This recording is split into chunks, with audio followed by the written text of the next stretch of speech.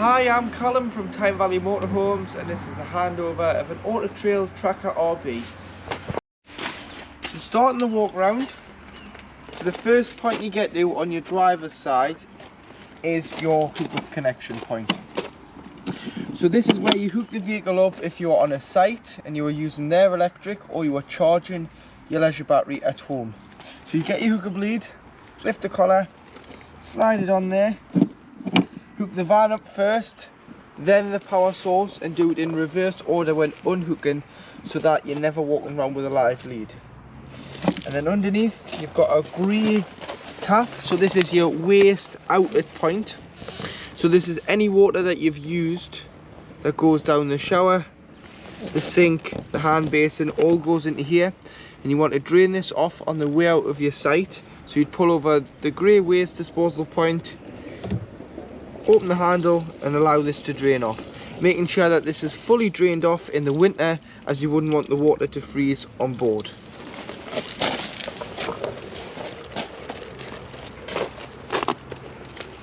You've got your habitation key, which does all your locks.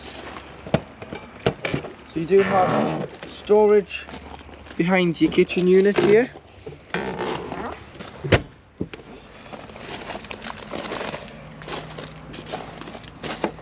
To fill the vehicle with fresh water, you've got a smaller key which does this flap here, this wheel flap. So you'd lift it up and you put a hose pipe in there. So grab yourself a hose pipe with some hose pipe connections, as it's mainly just a brass tap on site. You want the flat end of the hose to go through the groove there and fill the vehicle with fresh water. If you can't get a hose pipe to the van, what you can do is you can use a pump. So there's a fitting here which is a 12-volt pump for a wheel, and what you do is, this is your pump, so that end goes in here, this end goes in there, and this end would go into your aqua roll bucket of water, container of water, and it'll suck the water into the main tank. But you will have to turn tank fill on the main control panel for the 12-volt to get this pump to work. So that's, you'd use that more if you're wild camping. And then you do have the drain underneath for the fresh water. So say you've taken on contaminated water, you're not using the van for a couple of weeks, you're packing it away and winterizing it over the Christmas time, where you want to drain it all off so that no water can freeze with the colder temperatures. You just open the fresh water drain off point there. External shower point. So there is a fitting that connects onto here, and it's like a hose pipe. It's got a hose lock end one side, a trigger going on the other end of the hose, and it's a cold water feed shower only. So it's good for hosing the dogs off, your feet, the bikes, your boots, but making sure that the pump's on to get a pressurized flow to this point, otherwise you'll not get any water through the point. On the back of the van you do have your high level reverse cameras that's been added. They normally don't come with them, someone's added them, but they do come in with the built-in camera underneath the high level brake light there, just above the window. And under here is a full-size spare wheel, so you just use the key, take the Auto Trail badge off, big nut behind there, loosen that off and lift the acrylic panel off, and you'll be able to get your full-size spare wheel. External gas point, so this uses the bottle on board the vehicle.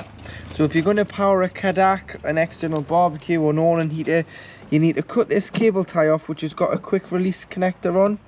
That connects to here, and then you'll want to put an orange hose on the other end with a Jubilee clip, and put a Jubilee clip on the end that you're connecting to your Kadak, barbecue or heater, and then you can turn the gas tap on and off, and that will use the bottles on board the vehicle instead of carrying a separate bottle to use your external gas point.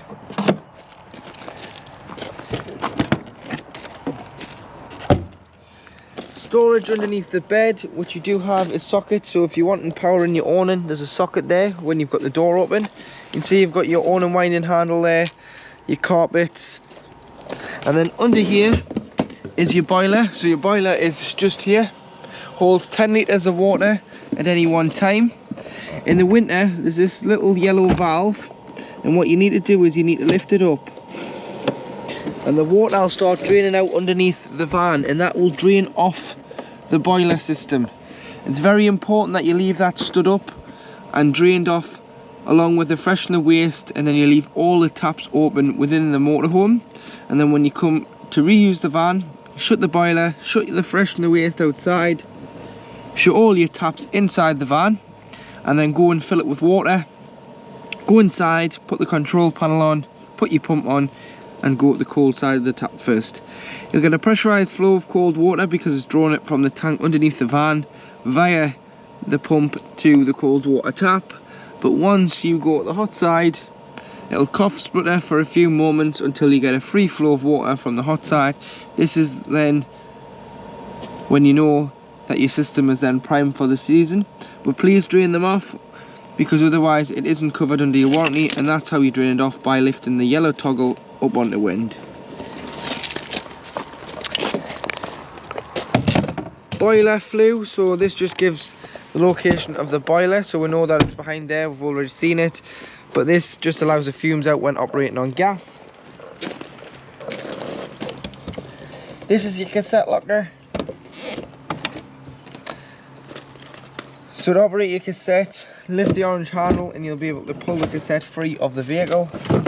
You can either carry it, or you can wheel it around to the waste disposal point, which is normally beside your toilet block. And then to empty, it's very simple. All you need to do is remove the cap, press the button, stops it glugging, gives it a bit of air in, consistent flow. Empty it out, some water in there because there's normally a tap, so put some water in, give it a rinse, tip out again, and then you just either do a cap full, which is 120 millilitres of chemical, or you do an eye for eye measurement of 120 ml of either the green or the blue down into here. So it's up to you. You can either fill that, but sometimes you can spill it, or you can just pour what you think is 120 ml down the spout. Once you put the chemical in, then the cassette can go back into the van and it's good to be used. Fridge vents, you've got your awning and your awning light above the habitation door. LPG, so liquid petroleum gas. This is your gas locker. So we've got our test bottle on now to show you your appliance is working. So this is 1 6 kilogram bottle. Once you put it on, you put the strap on to tie the bottle in, and then what you want to do is you want to connect the pigtail, which is this here, this hose. So what you need to do is left hand thread, so opposite threads with the being gas, tightens the pigtail into the bottle.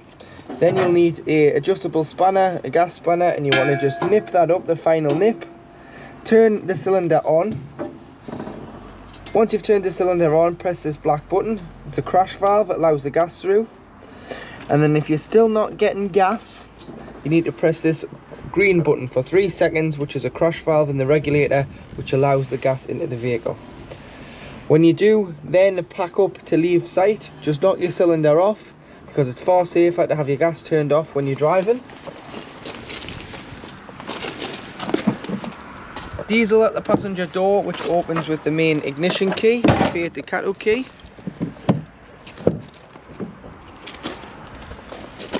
Tyre pressures here, so 5.5 bar, which is 79.5 psi. Engine batteries underneath this compartment in the cab floor, and your toolkit is underneath your passenger seat, which includes everything that you need to change that spare wheel or be towed away. So there's a towing eye in there as well. And your bonnet release is on the side of the dashboard.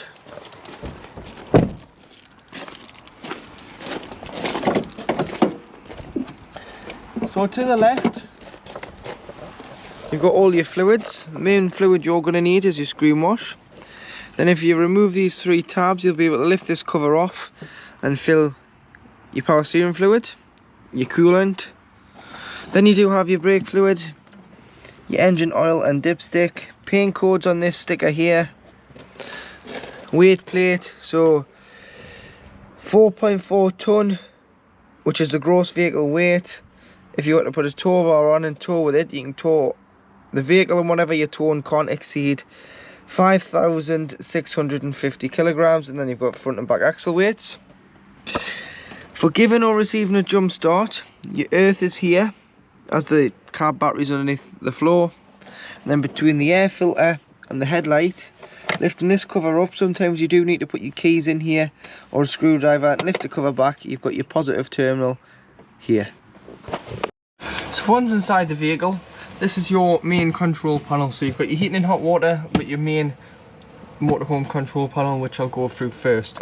So you've got your on off button here, which will either give you 12 volt if you're hooked up, or, well, 12 volt if you're not hooked up, or 240 if you are. If you are hooked up, you'll have a little electricity sign just here to enable you that you are hooked up. Then you can turn on, and then below you've got your pump. So if you've got enough water in, you can turn your pump on. Unfortunately, we have only got a little bit of water in, as we are on the forecourt at the moment and the vehicle is drained down. So you can turn your pump on, which will make your taps work and pressurize them.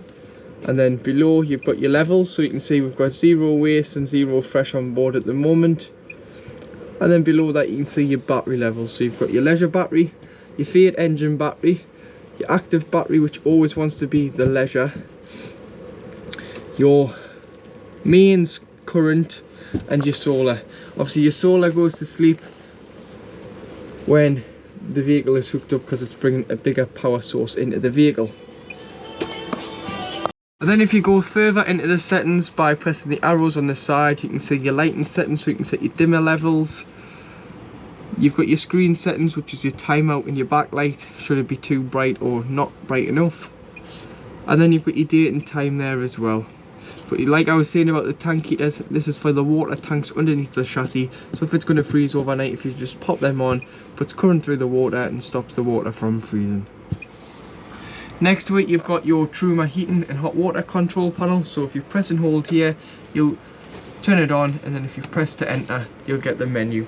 So you've got the motorhome with the thermometer in, which is the temperature of the vehicle. So you can have it all the way to 30 or all the way to off. So for this, we'll just say 30 degrees as it's quite cold, and we'll get the vehicle at temperature, and we'll press enter, and that's preset that to 30 degrees. Moving further along, you've got the water in the thermometer. This is how hot you want your water. So should you have water on board, you can have it on hot, eco, which is 40 degrees of heating your water, hot, which is 60 degrees, or boost, which turns off the heating and prioritizes the water to get up to temperature. So normally you would just put it on hot. And then if you go further along, this is what source you want to be heating the water and the vehicle off. So you've got gas on its own, so should you be wild camping and not hooked up, you'd use your gas. You've got 1 kilowatt of gas and 1 kilowatt of electric. You've got gas and 2 kilowatts of electric, which you'd use in the winter months to get the vehicle to temperature, heat the water should you be in desperate need of water. So you'd always start it off with that, give it half an hour, then put on to electric if you're on a site. But that's give it the boost that it needs. And then you've got electric on 1 kilowatt and electric on 2. So just depending on what site gives you what amperage, you can use either one. But most sites you can use 2 within the country. It's normally 1 on the continent. Then moving further along, you've got the fan. So you're going to have it on eco or high. Eco saves your battery a little bit and doesn't make it as loud. High obviously blows it harder around the vehicle. And then going down to the bottom left corner, you've got your timer, so you can time the heating to come on and off. You've got a clock there for the display panel, and should you get a triangle in the middle, which is a warning triangle, which means something has failed, either you've run out of gas, your electric's tripped, you can go to the spanner setting and you can go to reset. Go to reset, then press preset. So press reset, press preset, and it'll reset the panel. And to turn off, you just press and hold. In the kitchen area, you do have 3 gas burners and then one electric hot plate. So the electric hot plate will only work when you're hooked up to mains power. So if you weren't, you'd have to use the gas.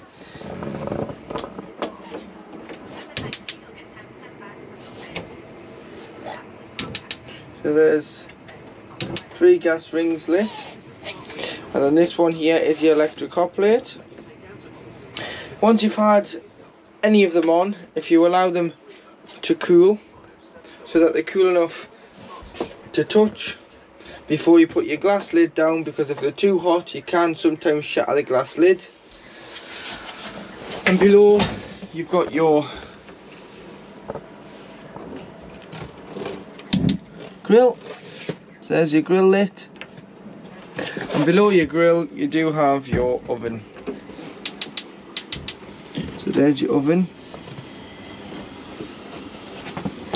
with this little switch on the right hand side which turns on the light on and off.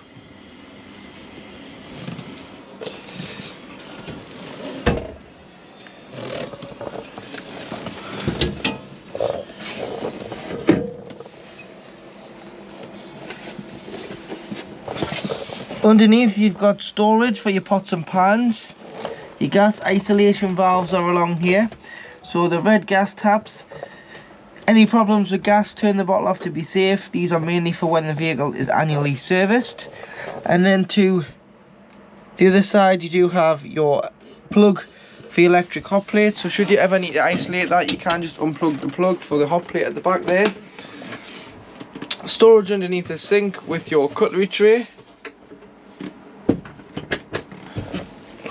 And then as long as the pump's on, you'll be able to get pressurised flow of water to your taps, and that is getting warm there as the hot water has been on for quite a while now. So your water system's working great. Plug for the microwave, so should you ever need to isolate the plug for the microwave, which is just a Russell Hobbs 800-watt microwave, you can. And you've got rack for your plates, rack for your cups, and a spare draining rack. So the draining rack sits in the sink and you can put your plates and your cutlery in there to drain off. 230-volt socket at the back with the kitchen lights switch. And then above you do have a sink cover slash drainer and chopping board, which just does live underneath the microwave, so you can just push that in there and store it away for when you're travelling, like so. To operate your fridge, which is a Thetford fridge, so you turn on and off here, that's it off, press and hold and you can turn it back on.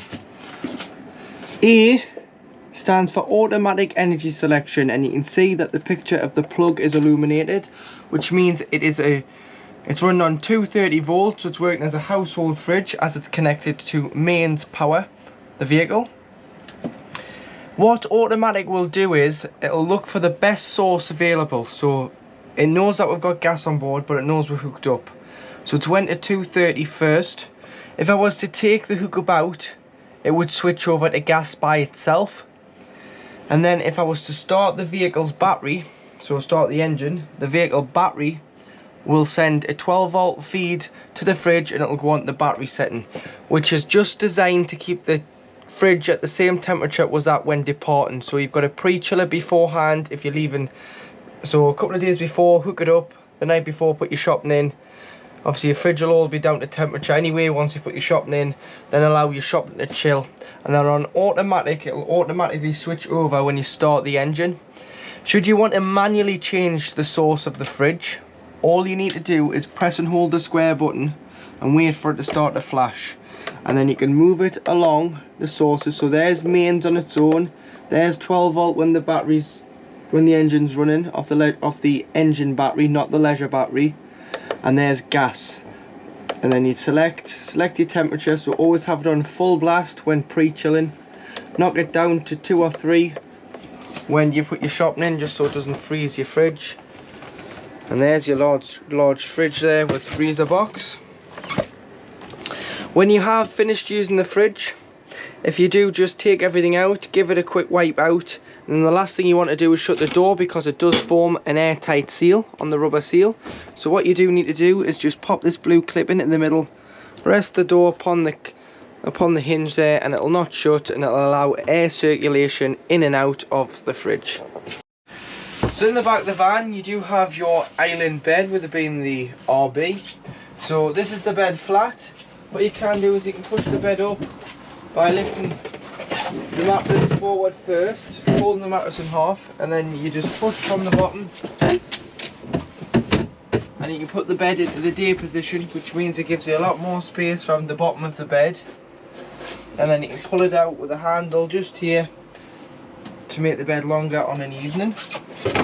You've got storage shelves in there and below. You've got loads of storage. You've got wardrobes to either side of the bed and underneath. Some more storage here. Place for a TV, should you want a TV in the bedroom. Obviously the brackets there, you can just connect this with 4 screws to your TV, position it up here, and then connect it with the aerial and a 12 volt or a 230 volt socket, depending on what telly you have. And then you've got wardrobe that side. All your little reading lights are individually switched, so they've got switches on them, so you can turn these on and off depending on who wants the light on. And then you do have some storage above the bed and the overhead locker, followed by a skylight, which you'd press the button here and open the roof light, making sure that you do have the roof light closed fully along with the windows before you do start travelling. Blackout blind for on an evening, and then a fly screen for when you've got the blind open. So you've got your shower to one side and your toilet to the other. So this is the toilet door, or you can use it as the washroom door or the bedroom door to black out from the front to the back. So the door can go to here, and you do have the toilet to one side. So starting off with the shower. So the shower doors are magnetic, so when travelling you'd have them clipped like so, and they'll keep themselves together when you travel along the road. Push them in to get in the shower. You've got a toiletry rack there, along with a hanging rail for wet towels. If you put a couple of hangers on this, you could hang your wet coats if you've been caught in the rain, and they can drip dry. So that's a good benefit to having one of those in the shower. So obviously you can drip dry and it's not going to get anywhere wet. And then when you do winterize, so like I was saying, leaving all the taps open, if you also unscrew your shower head from the hose, as you can see the hose is quite looped there, any water could freeze in here. Lie the hose in your shower tray with the mixer tap open, and any water that was sitting in there will drain out via the waste. And make sure that when you're cleaning these, as they are plastic tech, that you don't use any abrasive products or any strong chemicals. So use something like a microfiber with a light spray, such as a Dettol or just a warm soapy sponge, just to clean the shower tray out. No harsh bleaches or anything, because they can discolour the whiteness of the shower tray and surround. To the other side you do have your toilet. So to operate your toilet, ensuring that the pump is on, you've got a blue button just here. You would press that blue button. So you would press that blue button there, which will give you a fresh water flush. So flush your toilet, but the fan will kick in. So the fan's on, which is an extraction fan, and it's flashing. So if you press it, when it goes to a solid light, it's done. The fan's not on, it's turned off. So press the blue button, which gives you a flush. So you can see there's some water in the toilet.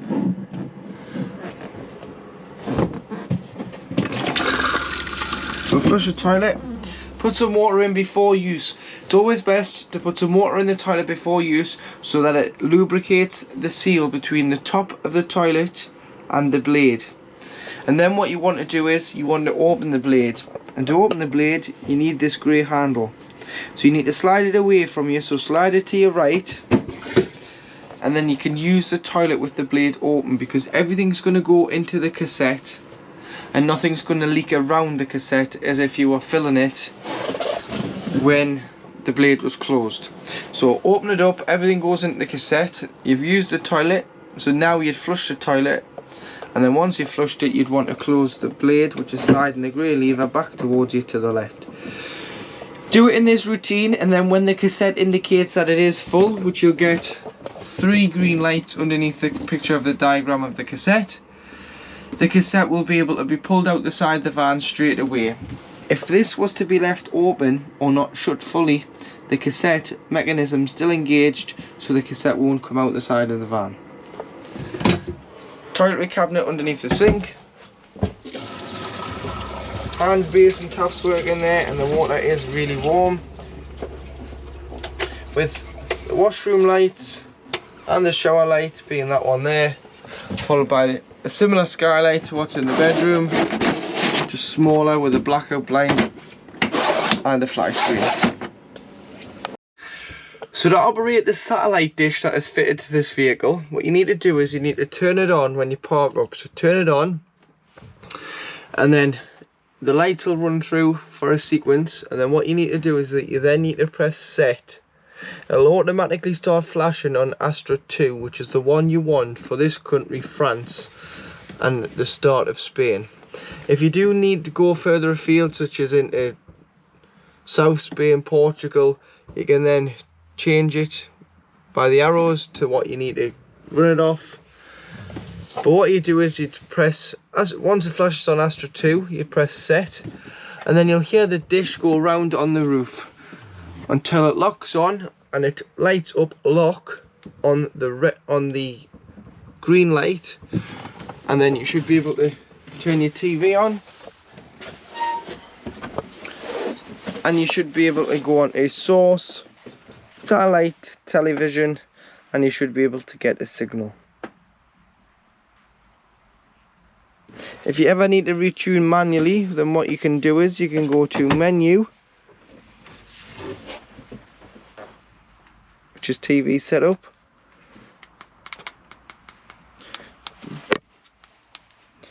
down, and then you want to go to where it says transponder and search, and that'll start searching, and it'll find as many satellite programs as it can of the satellite channels where you are. In the cupboard above the lounge, the first one, the overhead locker behind the driver's seat, is your EC700 unit, which is a power supply unit. So the black button here is a system shutdown button. So should you want to isolate your leisure battery from potentially having a power drain, you can turn that black button off, and it'll kill all power to the habitation side from the leisure battery. 12 volt fuses, which are all listed on here, what fuse does what, so do carry some spare fuses with you, just in case one blows. You can replenish the fuse, and they are just standard blade fuses. And then this side you do have your RCD and your MCBs on mains power. These will light up, so just make sure that these are fully pressed in and just leave them, forget about them. They'll light up when the vehicle is hooked up, because this is the charger on mains power to charge the leisure and the habitation battery. I should say the leisure and the engine battery. That's the one. And then your hot water and heating system, which runs off mains power, so that's the mains power element of it. I know it does run off gas, which has got nothing to do with this switch. And then you do have a USB there for charging your devices. And then each individual auto trail has a unique build number on a sticker like this. So should you be wanting parts for your vehicle, if you quote that number, we'll then be able to get in touch with Auto Trail and get the right part for your Auto Trail motorhome. So to fold a boom arm table out the way, there's a lever underneath the table.